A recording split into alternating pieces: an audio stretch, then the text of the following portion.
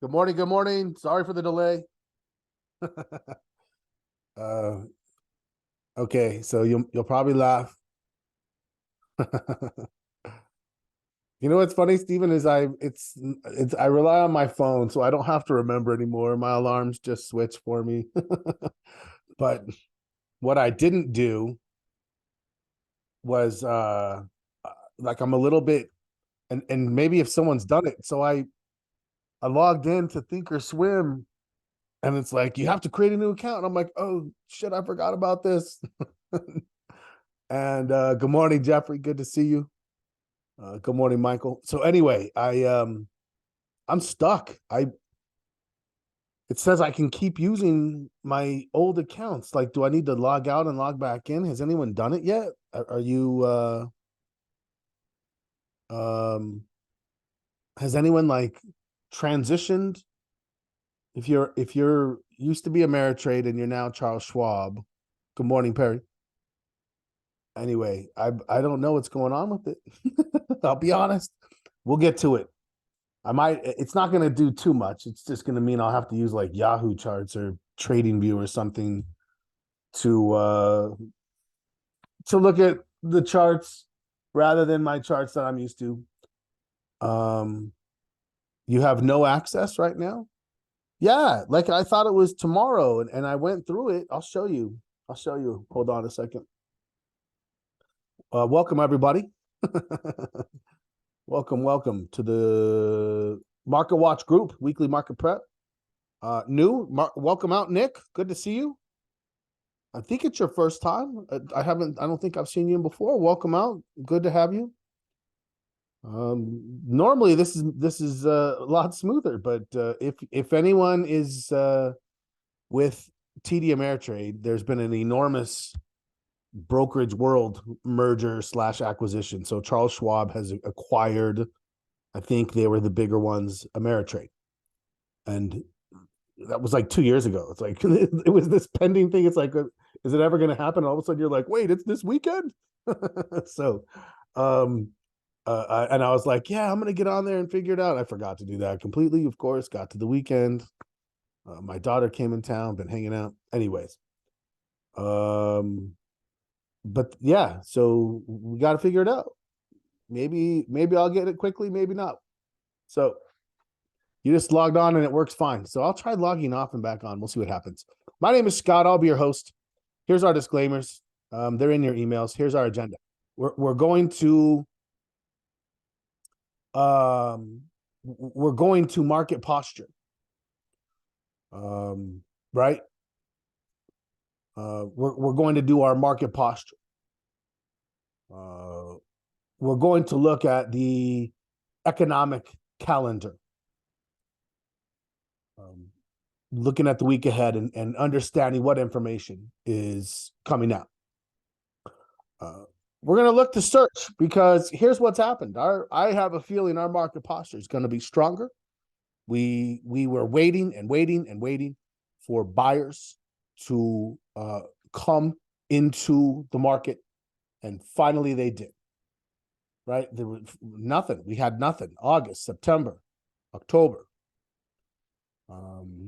Every time we thought the buyers might come in, nothing. And then they came in. A lot of people had a good recoveries last week, right? And then there's the concerns. Stephen said it. He said they did, but the volume was low. Yes, there was enough. Interestingly, there was only one above average volume, and it was a buying day, which means our score is going to get less bad. It is going to improve, right? It is going to improve. But we have watch list maintenance. Now it's like, okay, the dust is settling. We're starting to see who's emerging. We're seeing the sectors where the strength is. Technology. We see our large companies leading: Microsoft, Apple, Adobe. In the chips, we see NVIDIA, we see AMD, we see Intel. Pretty broad in there. So it's like, but do we have more? Well, the software, PLTR, love it, right? So we're seeing a strong reemergence in technology, which we know is essential when it comes to any any markets that are sustainably bullish. We want to know the sectors. I mean, I've been a little down on financials, a little down on industrials, big recoveries, right? Okay. As long as we're convinced, it's not what we think. We're not like, oh, I think financials may come back. Did they come back? Did the buyers do enough to convince us? All right, let's get a watch list that's aligned with that, ready to trade on this, on what may be now some profit taking, a bit of a consolidation. That's our window. That's what it's setting up. So yeah, we should be this should be a week of organization and alignment, getting everything ready. We should expect a trading window, whether it comes or not. Doesn't we can't be like people say you should expect it. Yes, expect it, because if that's the next place that we think we can trade, we have to be ready for it. If it doesn't come, great, we relax, but we'll be ready for it. So I'll have an early week shopping list. This week we're talking about market posture. Great time. That's what we're doing. It's solidifying the routines, the structure, the rules, the implications. That is the cornerstone of what I think trading should be about. You want to trade, figure out the market first, right? What is the market doing? What are the institutions doing? Where's the money going? That's what we're not just here to kind of find something. We're here to do very deliberate analyses that lead us to very specific trade implications. All right, let's dive into it.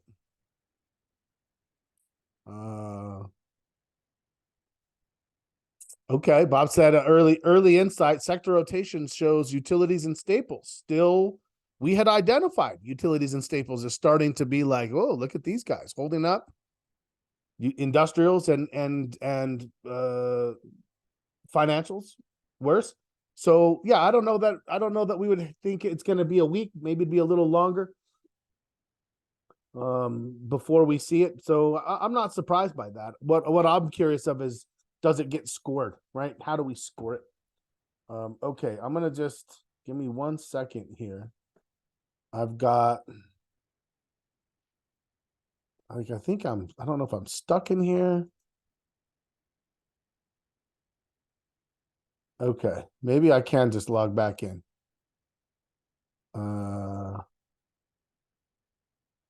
Schwab have become, you must log in with your Schwab. Okay.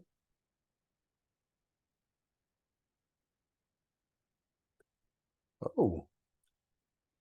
All right. Well, let's see. Maybe things will work here.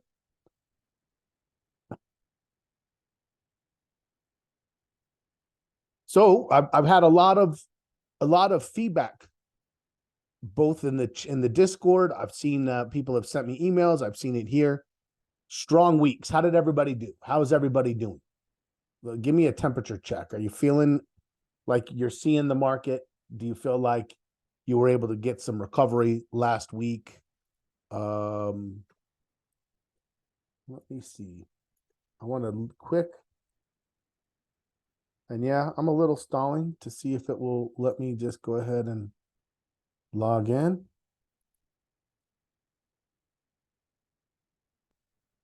Welcome to Thinkorswim by Charles Schwab. Oh, I think it's going to be exactly the same.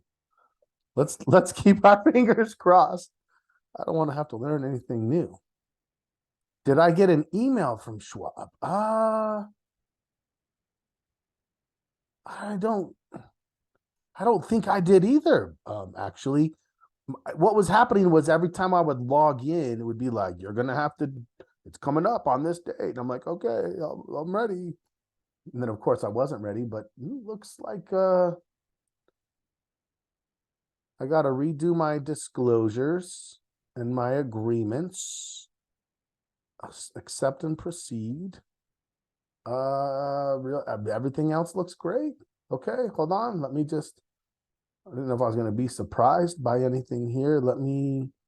Here it is. I'm right back in. The color looks a little different on the logo. It's like a little more bluish now. And I don't know, is that Schwab's color is a little more blue? Anyway, there it is. Okay, so if you are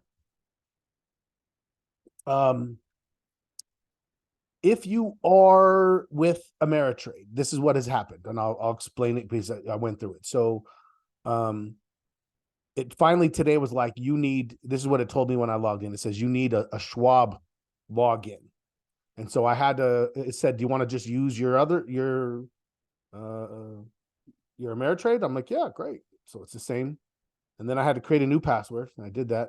And I had to verify. I had to do like my social, my birth date, and some things, and like just verify my identity, answer a security question. And then it seemed frozen, like I was in the Thinkorswim platform, but I had to close it. And then when I logged back in, it was a new login process. That was just now, Bob. That was me 15 minutes before we started. Like, oh crap, I forgot that we had this. So if anyone else, out of curiosity, who are you trading with? Everybody. I mean, this is helpful. I've taught people on probably every platform that has existed and continues to exist. I've worked on a lot of them.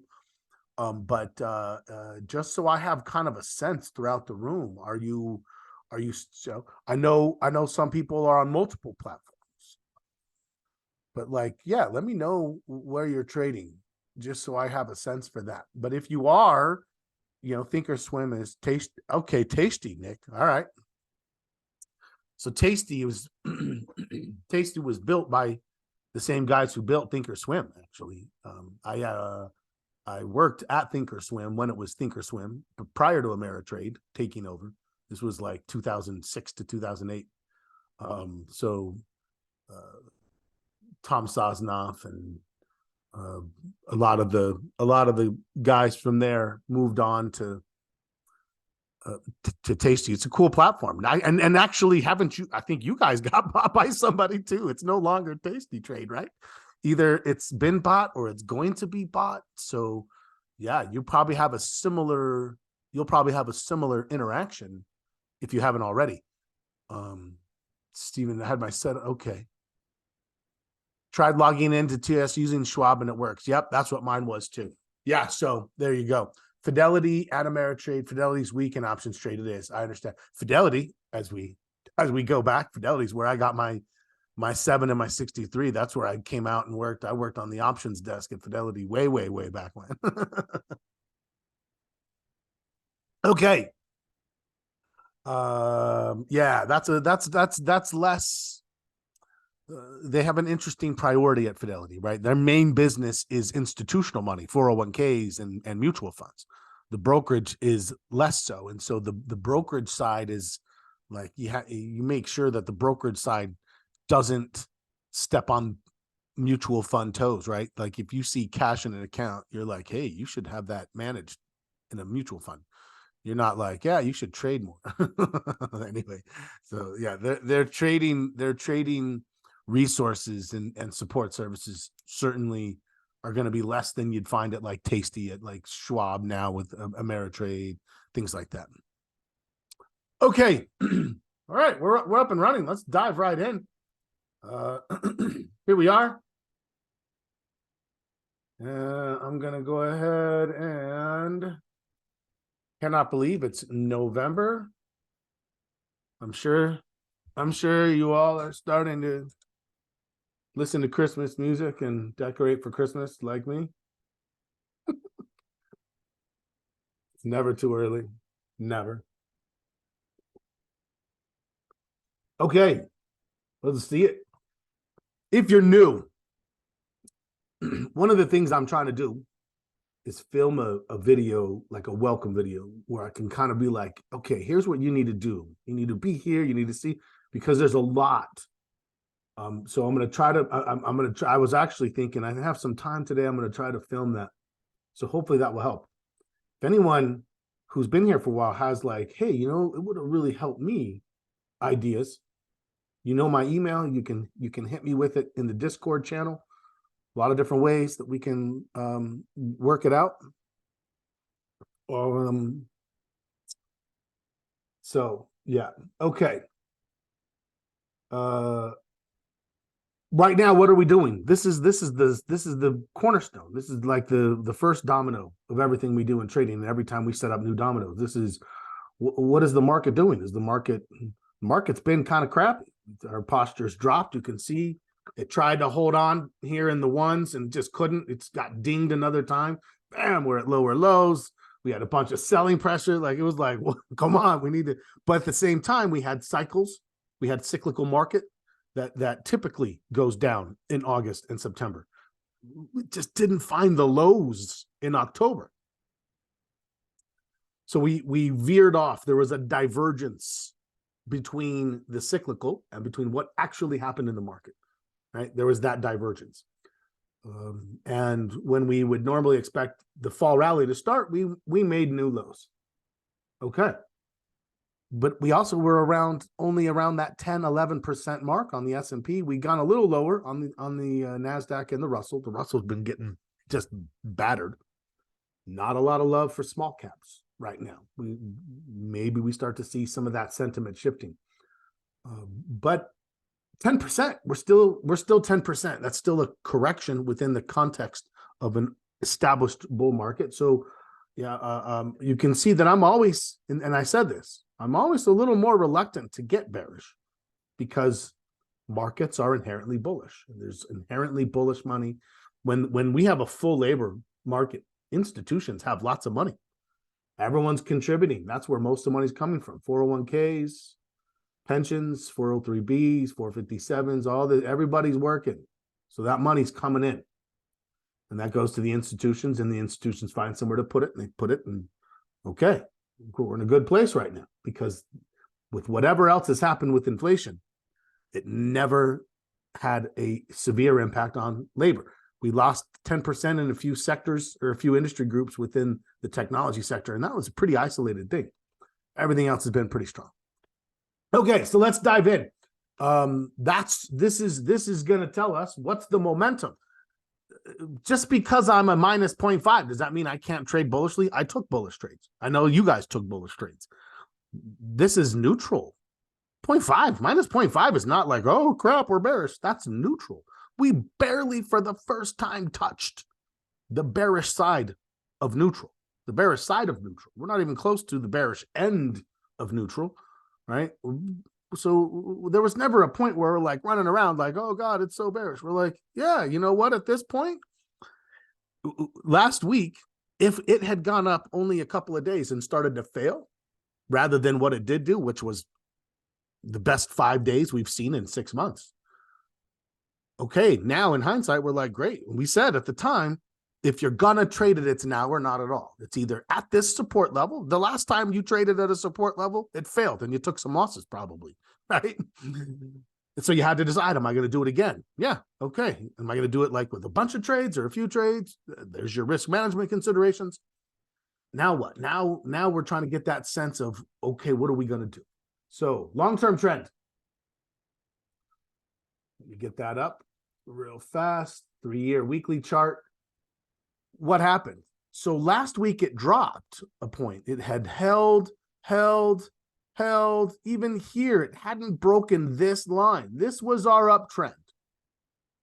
That was our uptrend. And then we said, whoa, wait a second. We just broke it. And when we broke it, we did it with some volume. Although, I'm not going to let that influence us. Remember, we score volume 2 more, not now. So for me, what happened? This was my score. It was pretty steady. It wasn't.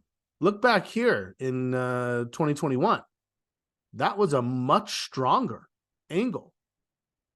Over here, we were like, okay, we're moving along pretty good.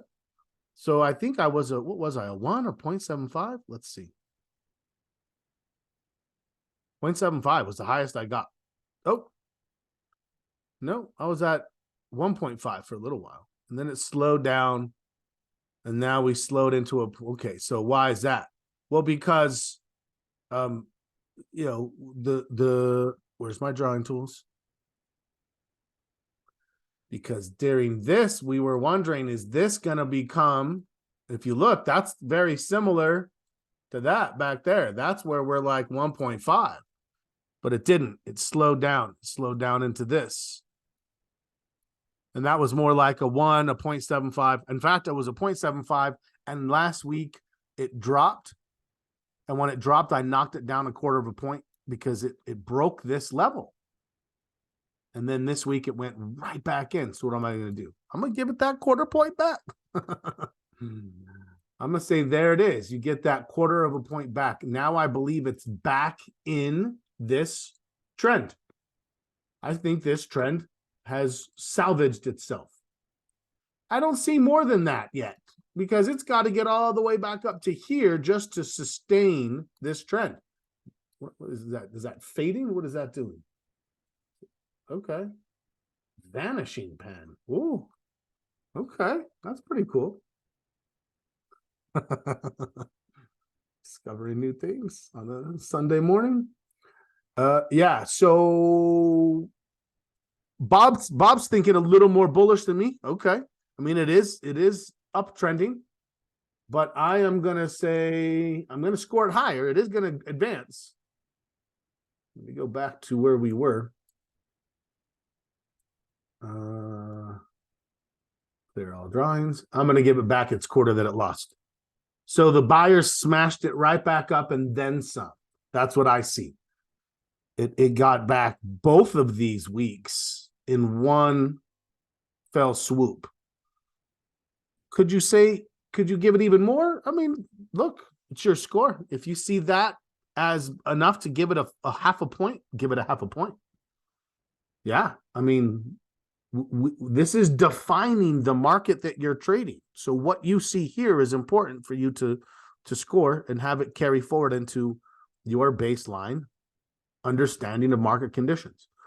I'm going to give it that quarter of a point. I'm going to go ahead and move on. Okay. Let's go 6 months. Now this one is a little bit more.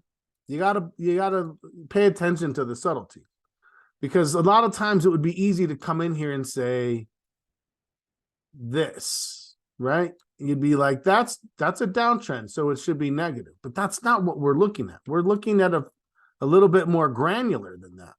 We're looking at this. So when it breaks out of that, we're saying that's a break. And then we're saying that would be a trade. It failed.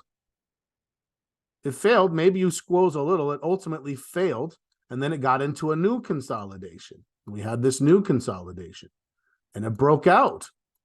And then it also failed. It tried to hold the same low. That was less convincing, right? And then it was come down here. And now what do we have? One more try. Pop up out of it. We're back up here again. We're saying the buyers convinced us. And now what? Well, so a couple of things happened, right?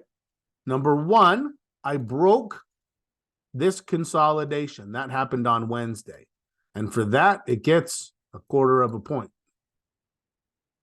Then that was my high from my most recent high. So on this day here, I broke that. So I get another quarter of a point. Now, I got close to there, but that's it. And even getting to that is to it, but not through it. If I had gotten through that, if it finished up there, it would get another quarter point for taking out that high. I want to give the buyers their credit, right? I want to give buyers credit for what they've done, but that's it. They did two things. They broke the consolidation. Cheers to you. Here's a quarter of a point. They took out a prior high. Well done, buyers. Here's another quarter of a point. Okay, that's it. That's how I'm going to score that and let that influence what we see. So what does that do? Well, we lost that half of a point the prior week. So there was enough. And you'd be like, oh, is that, I say to people, I don't want to have a huge amount of whipsaw in my scoring. But if there's big changes, this is a V. That's pretty significant, right? This is a V bottom right here. Bam, bam. Is there anything that happened right there that looked different than that or that or that? No, there was nothing. We have to see the buyers. Prior to that happening, it wasn't like there was like, oh, well, this happened and you should have seen that. Anyone who says anything like that it's a ridiculous assertion, in my opinion. So what do we have?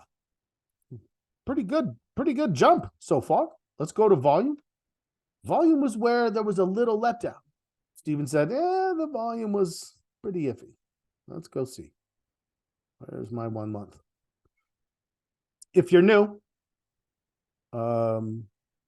Nick, every one of these, one of the things that I'm going to send you, or it'll come in the emails, but there's links to things like a content library and to like some resources where you can download a trading plan outline. You can download spreadsheets for trading logs. There's a number of resources that are available. We have a number of every one of these, there's a specific video that just concentrates on one section, so you can kind of be like, oh, right, I want you to understand why are we looking at this? What is it? What are the implications of it? Volume. So you can see where we are now with volume. I've got one. Let's see if I can draw something. Let's do arrows. I've got above average volume there. That's definitely a buying day. I've got above average volume there. That's a selling day, selling day, selling day, selling day, and then selling day, selling day. And then we had this week, and that was above average volume. This one wasn't. This was only about 2% above average. But this one was. Actually, this turned out to get us a pretty good. This was average volume was 91, and we got 100. So that was about 10% above average. Remember, my rule is 5. I only need 5% above average for me to count it. That one was only 2, so it didn't count. That one was only 4%, 3%, and it didn't count. So what do I have then? Well, all of a sudden, I have 2 over here. So now I have 1 that's getting stale, about to drop off. Then I had 1, 2, 3, 4, 5, 6 straight. How do I see those percentages? I'm just kind of like mental mathing it. Having done that for years and years, like that's just kind of my habit. So I'm just kind of like eyeballing this. Here is in green. If you see where my mouse is, that's the average. So on this day here, if you look, green is 91.7, and then the black number all the way over on the left over here is that day. So 91 million was my average, 100 million was my actual, 9 million above, approximately 10%. That's just kind of eyeballing it. So 1 for the buyers, 6 for the sellers, and then all of a sudden 2. And now when you look at, breaking this thing into 2 halves, it's like, well, this half over here, 2 to 2 over here is definitely. So yeah, it's at least a quarter of a point, minus 0.5. I think you could make an argument for a full half a point with there being 2 days last week. I don't know. Am I jumping the gun? How are you seeing it? Is anyone? So as you look now, what are we doing here? We're assessing days of conviction. These are the days where whoever was in control had more conviction. They pushed a little harder, buyers and sellers. And you can see why we were concerned last week, because last week we had 1 day of buying and then we had 6 straight days of selling. 6, bam, bam, bam, breaking. I mean, just look at it. Well, definitely. So Steven said, hold the same. I'm definitely giving these guys credit. This is 2 out of 5 for the buyers. And the ratio has definitely improved, right? We went from 6 to 1 to 6 to 3. So I'm giving it that quarter of a point for sure, but it's still negative. And it's still negative by 0.5. Even if I gave it a half a point, it would still be negative 0.25. So when we look at this, do we say, man, it's so clear the sellers are in control, minus 0.75? Or do we say, oh, the most recent 2 went to the buyers? And to be fair, this last one here was not a huge drop. That was a marginal day. It actually started higher. So I'm on the fence. I'm definitely going to give it that quarter of a point, and I'm thinking about another quarter. I'm going to leave it for now.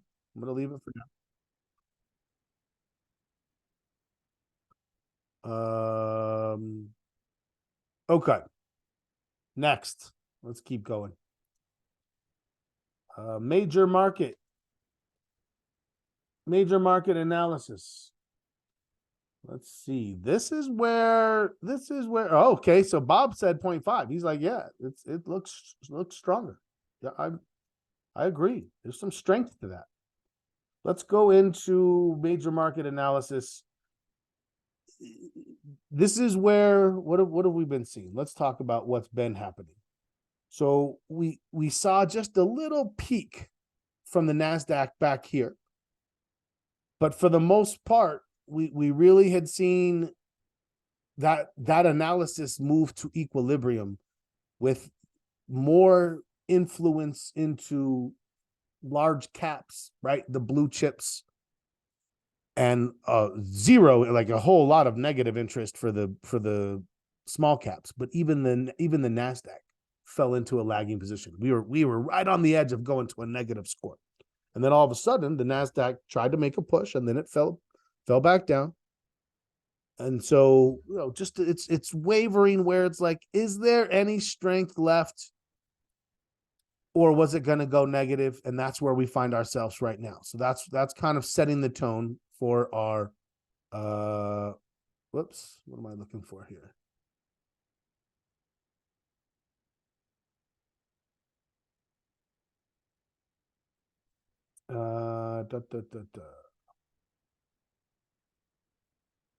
Here we go. NASDAQ on top. There's the S&P in the middle. Here's the Dow. And even on this perspective, like, you can just see such a lack of interest in small caps, which means, it's a market that lacks that extra level of appetite for risk. So we could be, fairly bullish, but not that bullish, quite honestly. We dropped down to 133 days.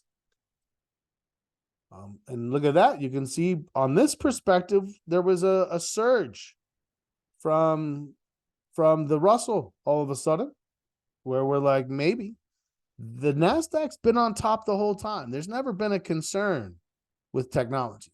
The concern from this analysis was always with small caps. When we go to 66 days, you can see this is that equilibrium.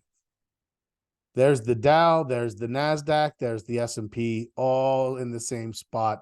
There's the small caps lagging everybody. So yeah, when I get to this point, remember 66 days is where I tend to make my score. The first two are part of setting the tone within the analysis itself. We started by just looking at, hey, what have we been thinking when we score this? But as we move here, yeah, this looks like equilibrium. This looks like I'm not really gaining much from this. The only thing I see is a aversion to small caps. We drop down.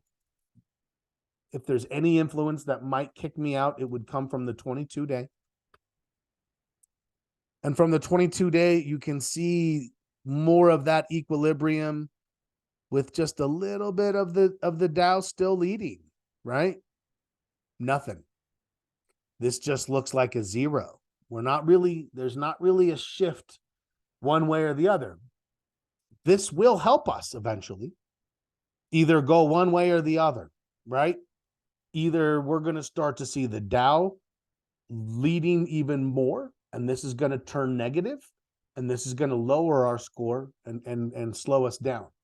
Or over the next week or two, we're going to see the Dow ease up a little bit, and the NASDAQ and possibly the Russell accelerate. And if we see that, that would start to turn our score positive again.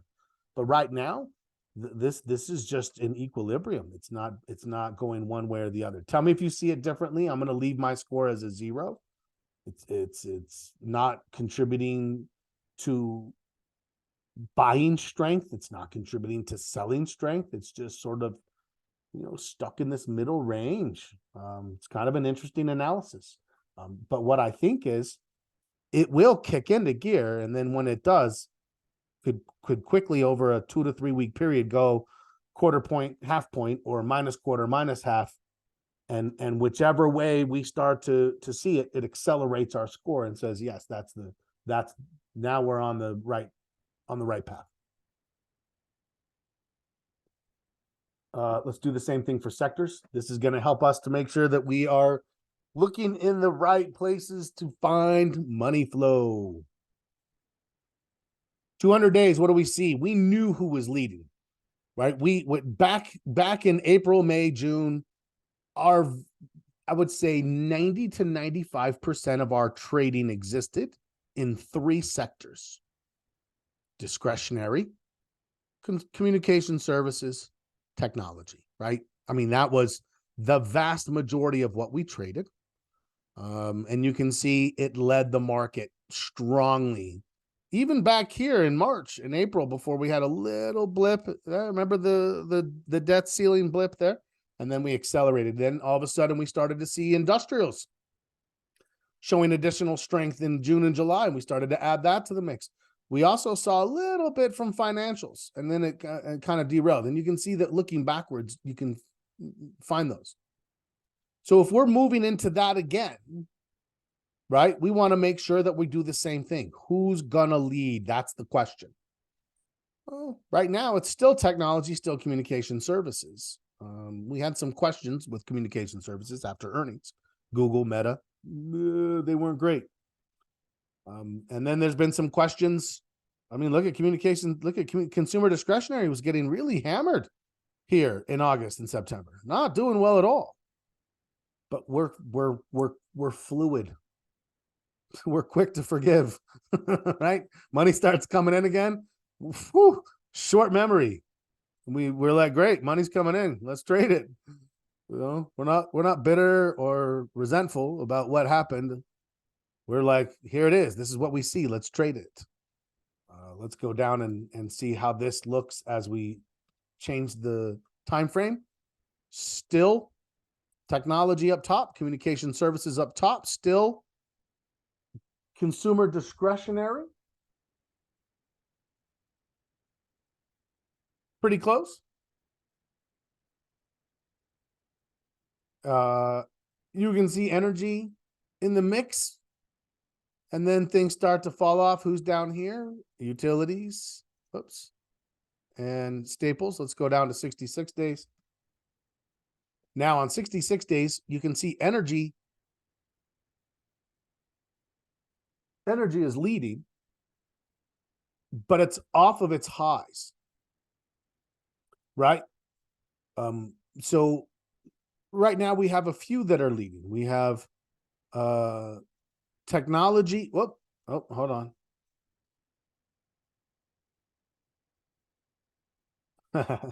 Be careful when you animate it. It can do crazy things.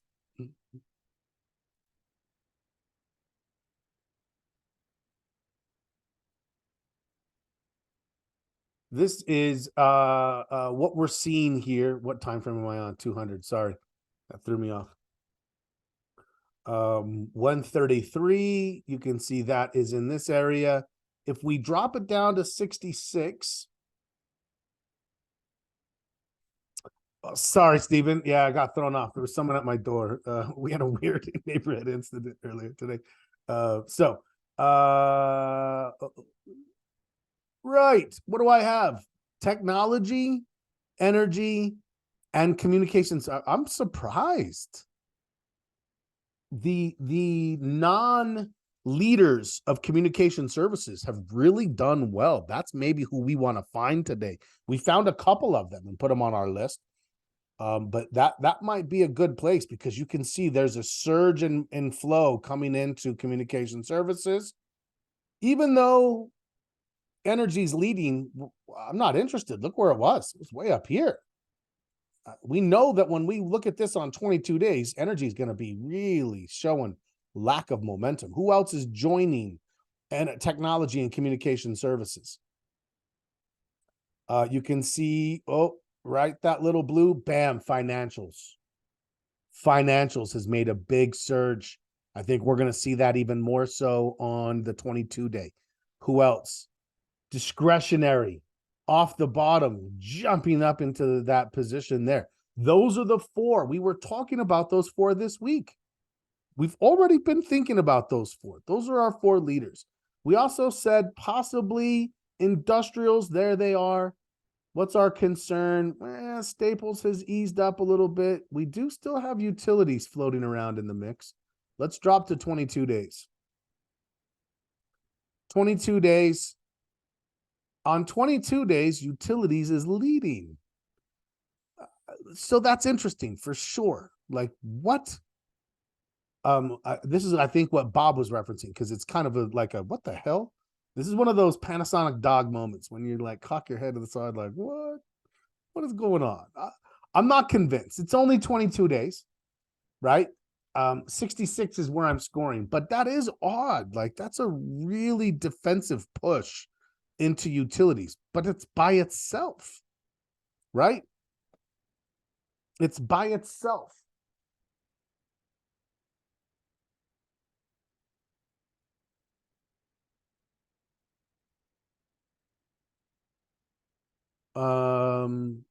I don't know.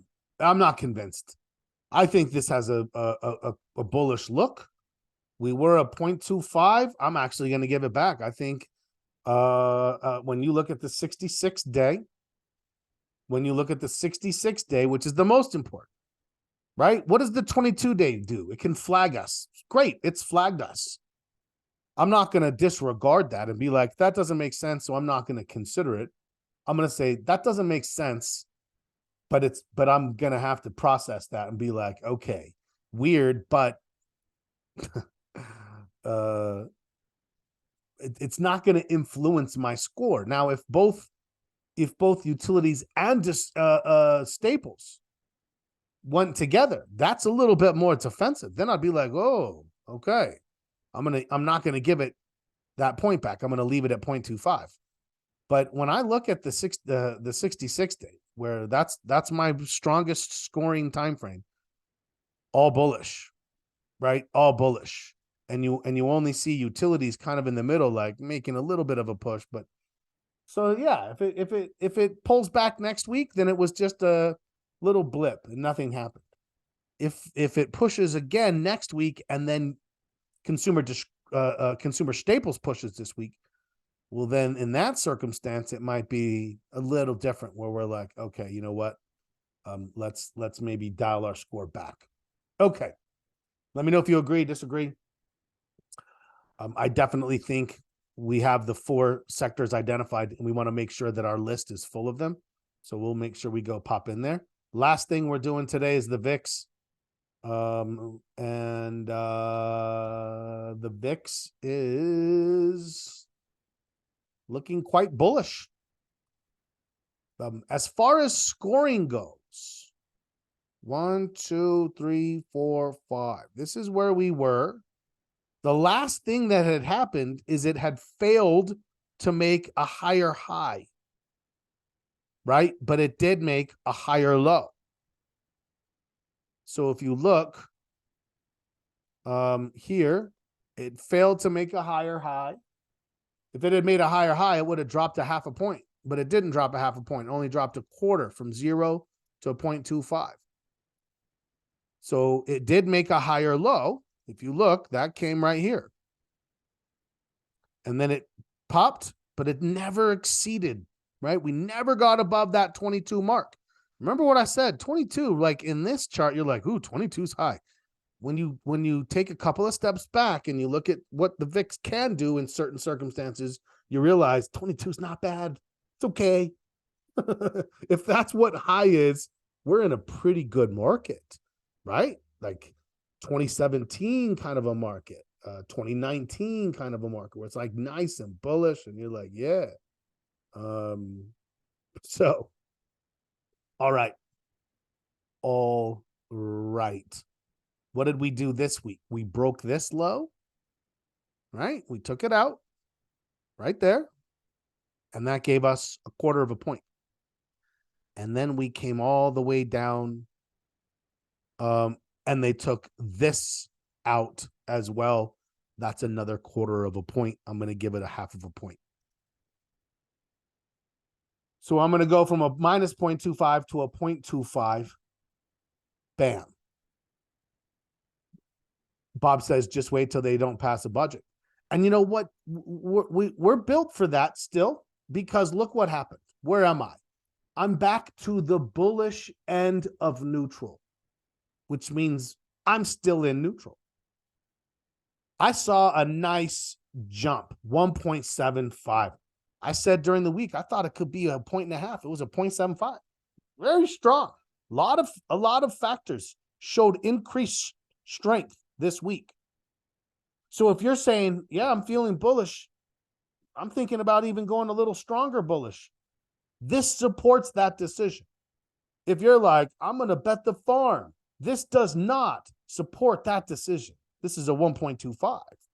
This is not we're in a nice low volatility trending bull market again, like we were back in May and June and July. And it was just like, bam, window after window, be reluctant to take losses. Things recover, right? That was a very different time.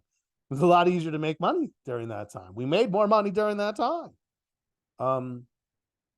So that's where we are. Bob says, I'm more bullish, 1.75. You are, but your implications at 1.75 are 80 to 90% correlated with mine at 1.25, right? The distinction between volume and volatility. So absolutely. Volume is looking at conviction. This is one of the reasons we look at SPY rather than SPX. SPX is just a number. It's just every stock in the 500 gets a weight. They multiply that weight by the share price, and that gives you an index. That's the index. The SPY has the added dimension that it's being traded. People are buying and selling it. Now, it all is reflective of the same supply and demand pressures, but I get to see volume. So I get to see average, and then I get to see what's above and below. So what I'm doing with volume is I'm assessing days where there is higher levels of trading representative of the polling, the big poll days in the tug of war. Those are the days of conviction. So that's what that is. That's an analysis for conviction. Who's stronger at that time, buyers or sellers, with their conviction? Volatility, we're looking at the VIX. The VIX is a formula that processes, that is being processed as trading occurs on S&P 500 index options. Who uses S&P 500 index options a lot? Institutions, right? Large retail traders and institutions. Most of us trade SPX or SPY options. They're highly liquid. They're cheaper. They're easier, right? SPX options are bigger, so they're good for institutions. What do the institutions do? They hedge.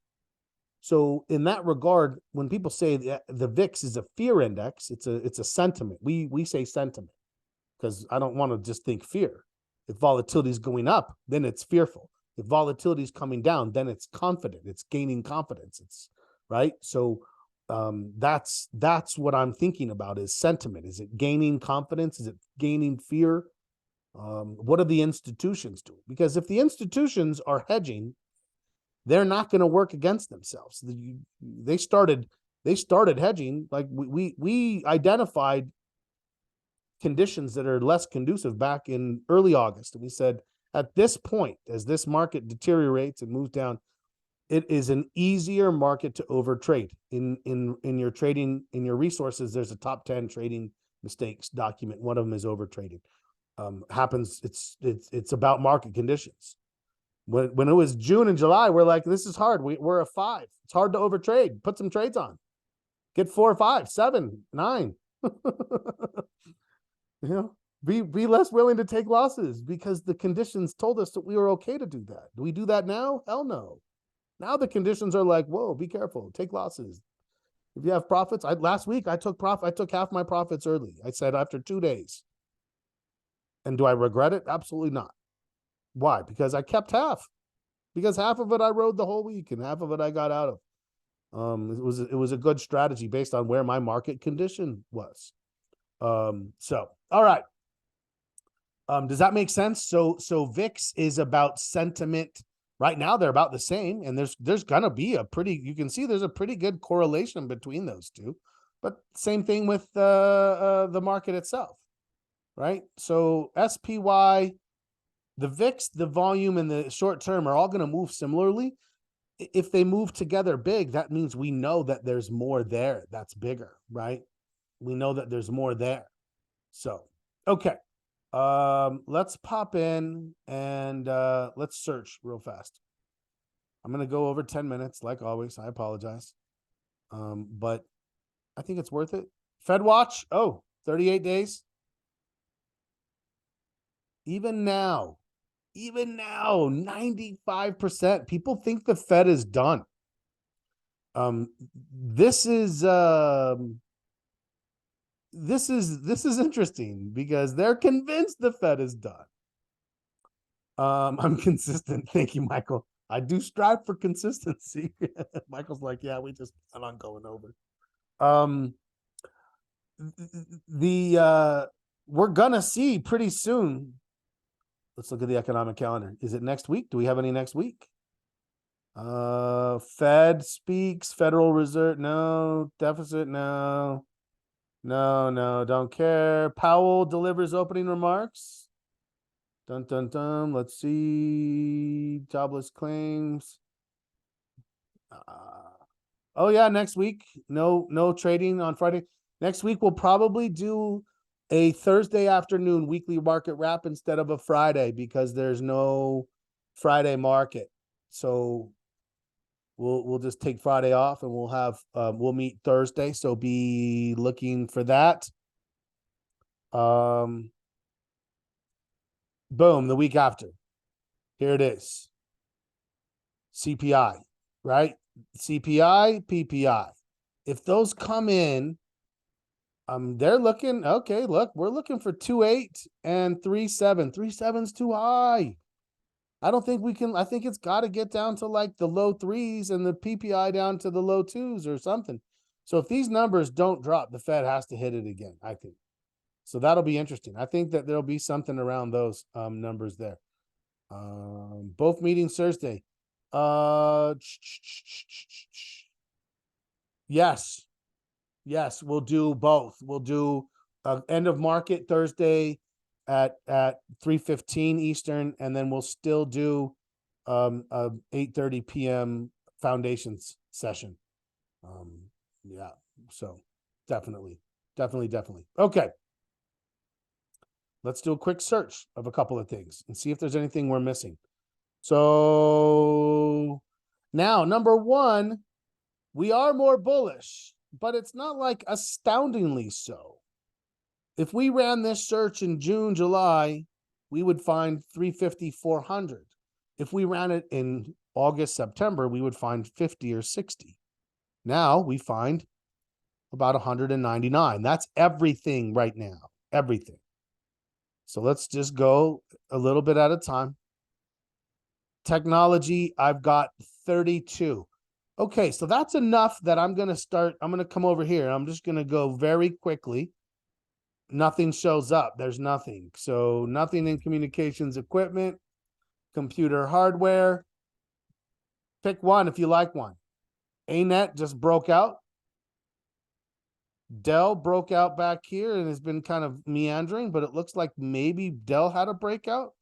Dell was on our list for a while because it had a nice trend, right? Yeah, let's put Dell on and see how it, we'll try it on, see how it feels. Now what? Now I'm going to go to consumer electronics. Apple, it's already on our list. It's always going to be on our list. I don't need it to be on any list. I'm always going to watch Apple. Electronic components, Flex, and Amphenol. ANET was picked up by 3 of your subscribers. Okay, very cool, Bob. I don't know. I mean, this one had a nice little breakout for sure. So, and it can make a run. Maybe we take a look at APH. Once we get them to the watch list, we might just bounce them from there. We're not committed. We're just trying to see. But what I want you to recognize is this search is in your resources. This fundamental search. All you have to do is run it and then come in here to your industry groups, or excuse me, to your sectors and your industry groups. Look how fast we can go through. We're going to go through 4 sectors, one industry group at a time. Anything that's new, that's better, we're going to have it. We used to watch IBM. IBM's maybe making a comeback. Fiserv, VYX. Yeah, I don't know. What do you think? Should we add IBM? I'm always a little bit prone to IBM. Scientific, nothing there. I would imagine we find something in semiconductors. Ooh, not in equipment, but what about semiconductors themselves? There you go. We have AMD, we have INTC, we have NVIDIA. Having 3 already, we're not looking to add. Does something scream out, we need to add you? None of these do to me. Micron looks the strongest, but doesn't look as strong as the 3 we have. I think we're good there. Software, maybe. Software, maybe. We don't have any of these. Asana. That looks like it might be trying to start moving. Shopify, again. Trade Desk, Uber. I don't know. I think that's more of a consumer services than software. I do like this Asana. Shopify's a maybe. What do you guys think? Let's put them both. Like I said, we can just see what happens. We already have PLTR. We have CrowdStrike. Let's see if there's anything else. Infrastructure. Okay, there's PLTR. There's Crowd. There's Microsoft. There's Adobe. We have those 4. We don't have these other ones. Splunk looks like it's an acquisition. I think we've got the best ones here as well. We added a few, but I don't see anything else that's screaming out at me. Solar, anything going on there? Nope. Bam, look at that. 5 minutes. We looked at the entire technology sector, one group at a time, to make sure that right now we have the best, meaning trending, liquidity, options, etc.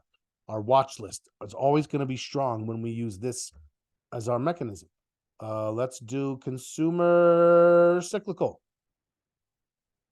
We've got 21. Yeah, I'm willing to go through them. No, I'm not. I'll go through them this way. When you scan the charts, what am I looking for? I'm looking for swings. I'm looking for strength of trend. I'm looking for breakouts. So you can see GPS. That's very strong. We had it with AEO. I'm going to put GPS back on. Gap looks very strong. We have DraftKings. No, we don't. What do we have?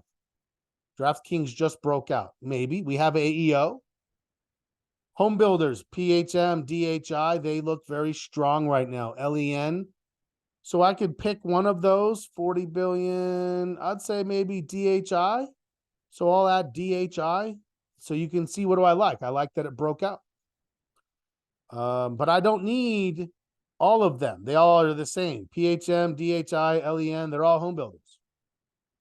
Starbucks had a breakout. We have Amazon, right? I like Starbucks. I like to watch Starbucks. I'll put Starbucks on my list. We want to flesh our watch list out again now that as we see strength, let's get more candidates on our watch list as represented. We have PDD. The cruise lines looking like maybe it's starting to turn into something again. Let's add that.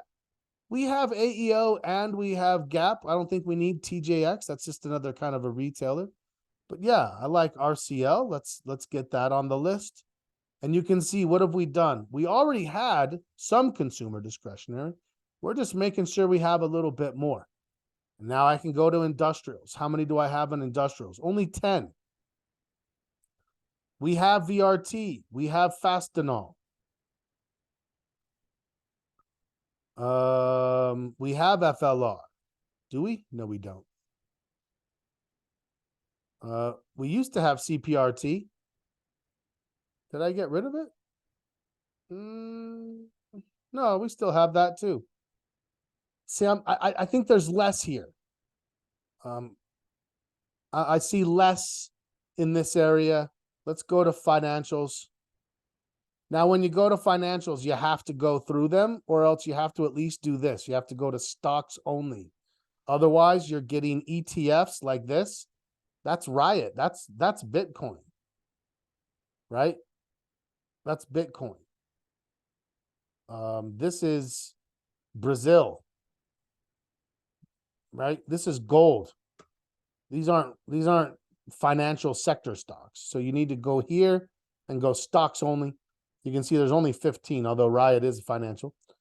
So you can see, what do we have? There's credit, Capital One, looking stronger. Coinbase. I am going to put Capital One. I like Capital One. If I see just, I think capital markets is or credit cards is a good one. Upstart was one that we were watching this one and we were waiting to see, is this going to ever break back up? You can see it after it fell, it gave this basing pattern and it just meandered down. Eventually, I think that there's some possibility for momentum. I'm going to put that on my list to see if it can catch something similar. We have Aflac, we have AIG. So you can see that we have PGR. We're just trying to make sure that as financials gets better, if we start to see banks and brokers doing what better, they'll show up on our list and we'll add them to our chart. What order are these in? These are sorted according to performance over the last month. So if you come here, they are sorted. If I go back, and that sort is built. The sort is built into the search. The strongest. So if we go to performance, you'll notice that the performance over the last month, the best is at the top. You can change that. You can say, give me the best over the last quarter, right? And then you can go back to charts. Nope, I'm not paying for it because I only search once a week.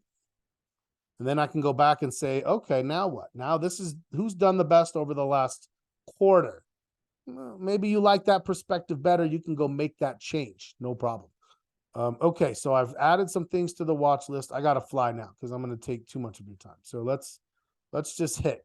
This is what we're looking for. Anything now that had broken out and is making a higher low.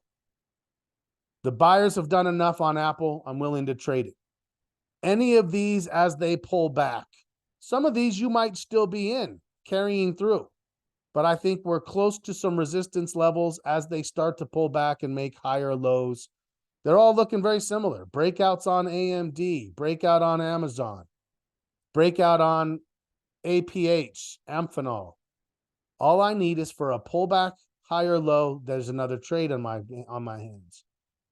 Look at this. This is in financials. Oil, not so much. This is in industrials, maybe industrials. I'm less inclined. I think that the best three right now would be, or the best ones right now are communication services, technology, financials, then financials. But if industrials is playing, that's 5 sectors. CrowdStrike looks good. CVE, not so much. There's Dell. DHI, close to earnings though. So be careful with that. The Dow looks strong. I mean, everything looks like they've gotten some strength, but they're starting to move into overbought positions. We need to let them pull back. There's gold. Gold looks, if you like gold, I don't like to trade gold necessarily. Retail, communication service. Oh no, IBM's technology. Technology. Small caps even look a little better. Meta has done enough. Communication services, technology chips, communication services, retail. That's just getting going possibly. That might be one that you look at early this week. PGR is a little bit reluctant. Can I send a link to the watch list? There is a link. Remember, in your resources, I will make sure that the watch list is updated. But if you go in, let me show you. You remember, you have all of this. You should have links to the welcome document. This has our watch list. I'll make sure that the watch list is up to date. The posture is up to date. You have a trading plan outline. You have top 10 mistakes. You have an options log, blank posture log, trading stock log. You have access to the content library. There's your bullish search parameters. There's your links for market analysis. That is there. Here's the schedule. You have the schedule links. Here's the content library. Every one of these gives you some videos. So here's your trading plans. I think I've done personal. I think I need to update these. There's your market posture videos. Here's your trading foundations course videos. I don't feel like this is nearly up to date. So, okay. Yep. I need to put a little time in this afternoon. That's available as well.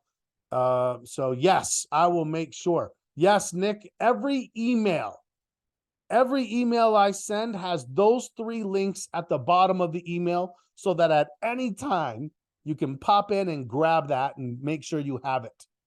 So I'm trying to make it so that wherever you are at any time, you can grab it, you can get in, you can see it, view it, play with it. I want you guys to really, right? Also, Nick, I'm going to send another, I think I have to send a new link. So I'm going to send another Discord invite. Jump on Discord, make use of that. People are starting to use it. We're getting great conversations in there. I'm going to be in there. We want to leverage that resource. So things look good right now. Let's be ready. We've got some bullish. Tomorrow morning, we're going to really knock out our watch list and talk about what we have coming in front of us. Yeah, this week we're moving on. One more resource, Nick, to introduce you to. This is our trading plan outline.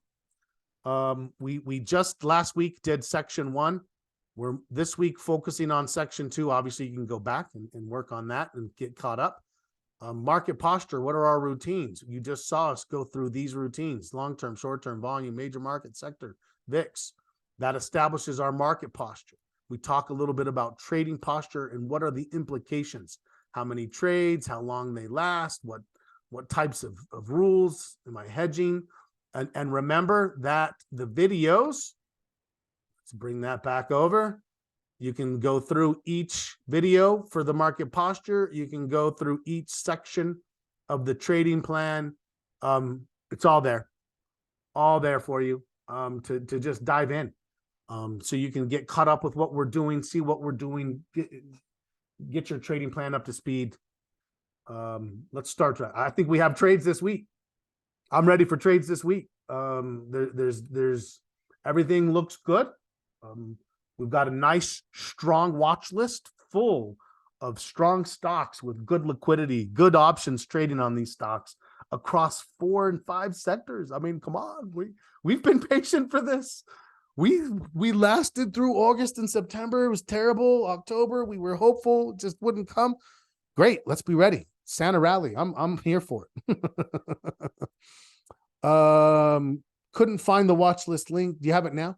Go learn how to trade with Schwab. Yeah, now I gotta go. I'm hopeful. I would imagine nothing's gonna change. I do all my trading on Thinkorswim, so as long as Thinkorswim is connected, I think I'm good. I don't do a lot on Ameritrade.com. I don't think I'll do a lot on Schwab.com. I should go figure it out, but Thinkorswim is pretty much my world. Excellent. Hey, it was a good day today, right? Everyone feeling pretty good about market, where we are, how we see it. It's stronger. It's strong enough. I should be doing more. Is this like oh my God, look how strong it is? No, but it could be soon. So let's watch that and be ready for it. I will make sure you have today's email, all these resources, and then we've got a great group.